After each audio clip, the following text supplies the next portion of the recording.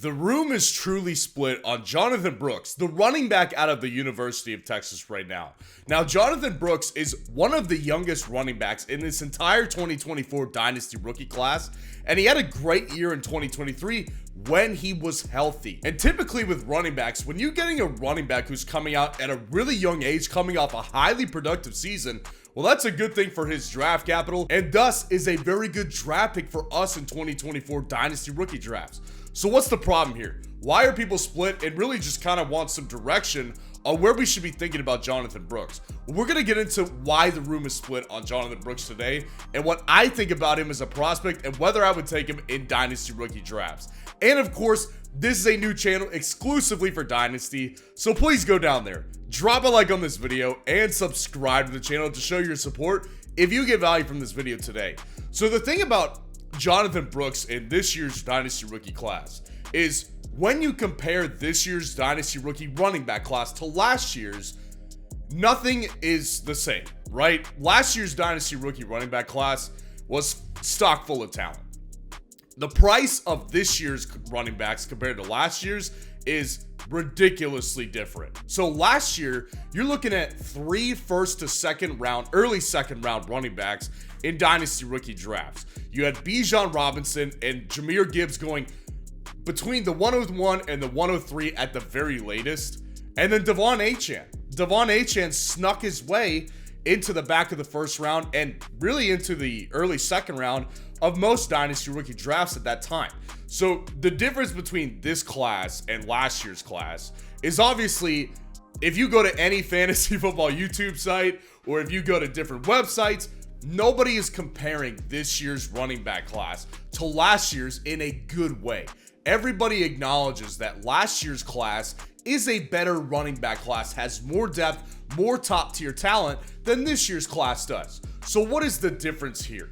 Well, the difference in draft price, as we can see on Sleeper right now, if you're playing Dynasty on Sleeper app, you can see those guys on the screen right now. As of right now, Jonathon Brooks is the 12th man off the board in Dynasty rookie drafts. So whether you're in a 10-team league or a 12-team league, that's either a late first, early second round pick in Dynasty rookie drafts. Now, he's the first one, and Trey Benson's like a couple spots behind him, as you can see. But here's the reality with this. If Jonathon Brooks hits, that is tremendous value at the back of the first, early second round of your Dynasty rookie draft. So what we're doing today is we need to identify whether that will be a tremendous value or whether it's just kind of a problem pick with so many question marks around it.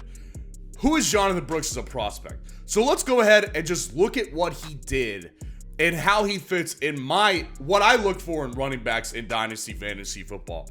So I'm big on my wide receiver prospect model. I've been evaluating that and developing that prospect model for years, and it's helped me find guys like Jaden Reed, Tank Dell, Josh Downs in the middle to later rounds that are really good in Dynasty Fantasy Football. Now, my running back prospect model, I wouldn't even call it a model. This is just the 5 biggest things that I look for when it comes to running backs coming out of college right here. I have a better hit rate with wide receivers than running backs. Full disclosure, transparency is very important to me on this channel. But I want to run you guys through the most important things to me. So size is one of the first things, because size is going to dictate whether or not you're going to be a 3-down bell cow or at least have a chance of doing that. Or whether you're just going to kind of be a Devon Achane type. That's the perfect example, because Devon Achane, excellent player, but the guy's not even 190 pounds. So we know he's never going to be a 20 carry per game type of guy. What's the size of these running backs? That's a big thing for me. Now, Jonathon Brooks does come in and check that box. He came in at 6 feet tall and 216 pounds at the NFL Combine. So that's the size that I'm looking for. I'm looking for guys that have either a 29 BMI or a 30 BMI in this particular metric right here, because again, that's going to show me whether or not they even have a chance of becoming a 20 carry per game type of guy at the NFL level. Now, the speed of running backs is so much more important than with wide receivers. Wide receivers over the years just continue to debunk the myth that speed matters with wide receivers. Puka Nacua, Devontae Adams, Cooper Kupp, Amon-Ra St. Brown, guys like that, and there's plenty more over the last 10 to 15 years that have totally debunked the myth that wide receivers and speed correlate to fantasy football success. It has nothing to do with it. Running backs, it is different. In running back speak, your running back needs to have speed because he needs to be able to hit holes when he identifies them. And holes don't stay open forever, obviously. At the NFL level, those holes close way quicker than they do at the college level. So speed is a big deal at the college level. Now, the problem with Jonathon Brooks is that we don't know what his speed is. That's a problem because Jonathon Brooks on film, I would not say that he's the fastest guy on the field. So it would have been good to get an answer on why he, it would have been good to get the answer of how fast is he really at the NFL Combine. Well, obviously that's not necessarily his fault. He tore his ACL in November, ended his season, and now he's obviously still recovering from a torn ACL. So we know he's not going to run a 40 time at the NFL Combine. So speed being unknown, that's a problem for me because I really wished with a player like him specifically that we could have identified whether he could be a late 4.4, early 4.5 type of guy and the 40-yard dash. We don't have that number, so that's a problem. The NFL draft capital is the next thing I'm looking for. Now, again, this is the same thing with wide receivers. This is exactly what I'm talking about when I say it determines how short or long of a leash a player is going to have at the NFL level. And specifically, the reason why is because it's all about money. It's all about money. The NFL is a business. They're getting a first-round draft pick. They're going to take a guy like Jonathon Brooks, just say hypothetically. They're going to be paying him millions of dollars over the course of at least the next 4 years.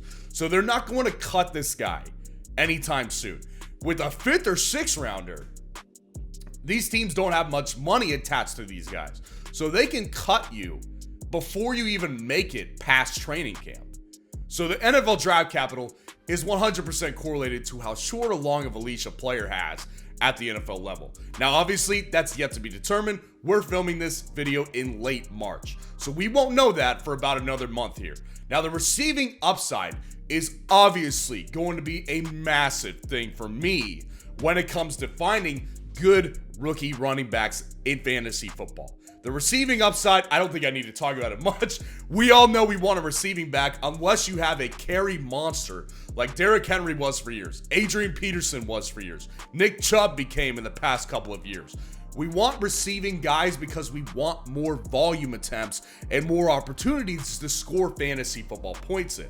Now, Jonathon Brooks did have a decently impressive receiving profile. In 2023, he had 25 receptions and 286 receiving yards. So that's not Bucky Irving level. Like, Bucky Irving is a good receiving back. Dude had like 300, 400 plus receiving yards. Now, with Jonathon Brooks, this is more than acceptable for me because it at least, at the very least, shows me that he does have somewhat of a profile as a receiving back. And he actually has more than some other guys in recent years. So Jonathon Brooks, I actually do appreciate that he does have some receiving upside, and we can clearly see it with that metric right there. Now, the last thing I'm looking for is I want to identify, and this is very similar to me wanting to know what the target share of wide receivers is in their last year, particularly because in that final year of college, you should theoretically have your best season. Theoretically. Because that's exactly when you want to come out into the NFL draft because your draft stock will be boosted by your most impressive season. So I want to see what the efficiency level was of these running backs in their last year of college. Jonathon Brooks, again, very impressive. 6.1 yards per carry and 11.4 yards per reception. 6.1 yards per carry is a very good metric. I'm typically looking for guys to be in the 5.5 yards per carry to 6.1, 6.2 yards per carry, somewhere in that range or even above, obviously. Now, if you've watched some of the individual videos I've done on wide receivers in this 2024 Dynasty rookie class, you'll know that film is a big deal to me. And I'm breaking down the film publicly on my Patreon. So if you want to watch me put my words into action, break all the film down to these wide receivers so you can find a good value, join the Patreon today. But with running backs, it's not quite as important. It's not. Running backs is a more metric and statistic-based position, and that's where I found the most success in fantasy football. Running backs on film, you can get fooled by a lot of guys like Trent Richardson over the years, right? Bishop Sankey over the years. There's a lot of guys who played really well at the college level and looked good on film, but it didn't translate to the NFL level.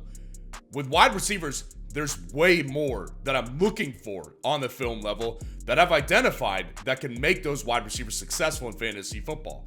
With running backs, I don't value film as much, but I do want to at least touch on it here because it is worth noting and at the very least checking out for yourself. So with Jonathon Brooks is the type of guy that he came in, and obviously we don't have much of a profile on him because Bijan Robinson was manning that backfield for the past 3 years. So Jonathon Brooks, all we got was 1 season, and it wasn't even a full season out of the guy.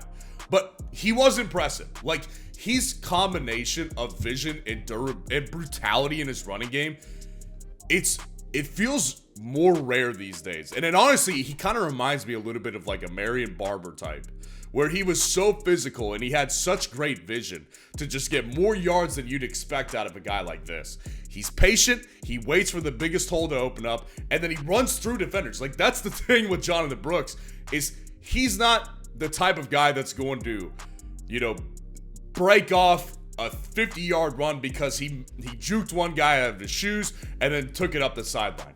That's not really Jonathon Brooks' game. He's going to carry defenders down the field for more yardage. He's not really a joystick type of player.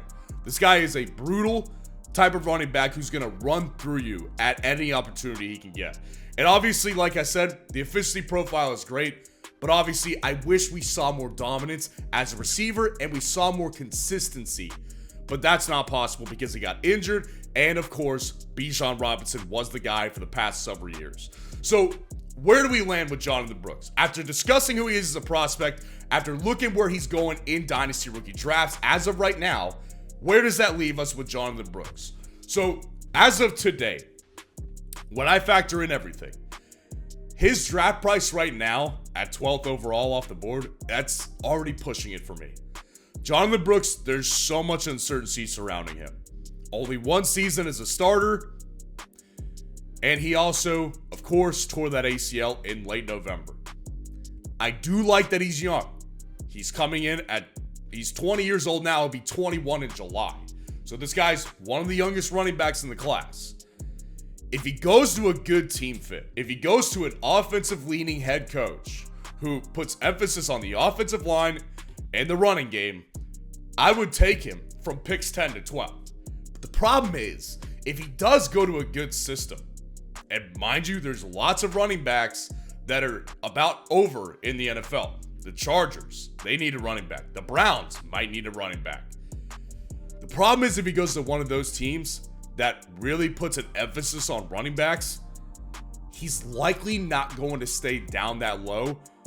He'll probably raise up to top 8, top 6 type of draft pick. And if he goes that high, I'm not going to pick him.